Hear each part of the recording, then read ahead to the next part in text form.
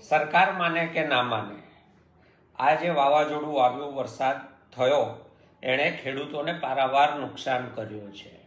સૌરાષ્ટ્ર દક્ષિણ ગુજરાતના બાગાયતી પાકોને તો ખરું જ, પરંતુ એ સિવાય જે પાકોનો ઉલ્લેખ કોઈ મીડિયા કે સરકાર નથી કરતા, એવા જે બહુ સંવેદનશીલ કહેવાય એવા પાકો, તો જીરાનું વાવેતર ગુજરાતમાં 1,72,476 હેક્ટરમાં થયું છે.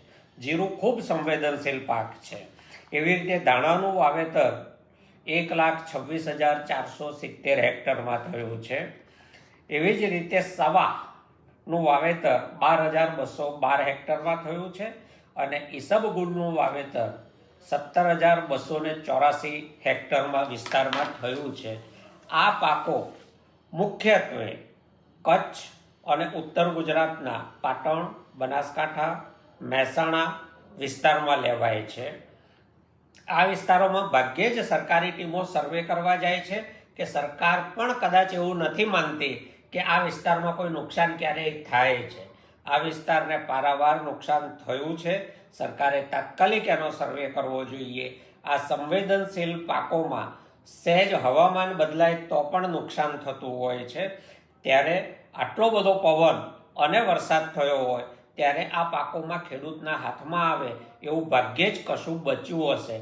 તો સરકાર પાસે માગણી છે કે તાત્કાલિક ઉત્તર ગુજરાત, કચ્છના આ સંવેદનશીલ પાકોનો વહેલી તકે સર્વે કરવામાં આવે અને એ ખેડૂતોને યોગ્ય પ્રમાણમાં આ પાકોનું વ્યાજબી વળતર આપવામાં આવે.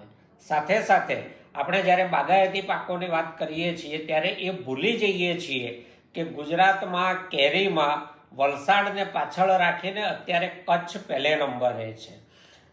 તો કચ્છમાં કેસર અને બીજી કેરીઓ ખૂબ પ્રમાણમાં વાવેતર થયું છે, પાકે છે અને વેચાય છે, નિકાસ પણ થાય છે.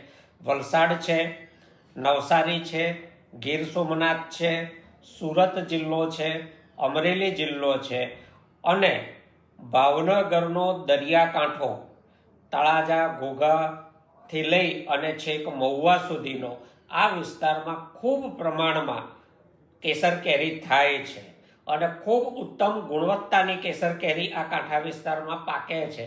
આ બધા જ વિસ્તારમાં આ વરસાદ અને વાવાઝોડાએ નુકસાન કર્યું છે. 20% લઈને 40-45% સુધી કેરી ખરી પડી છે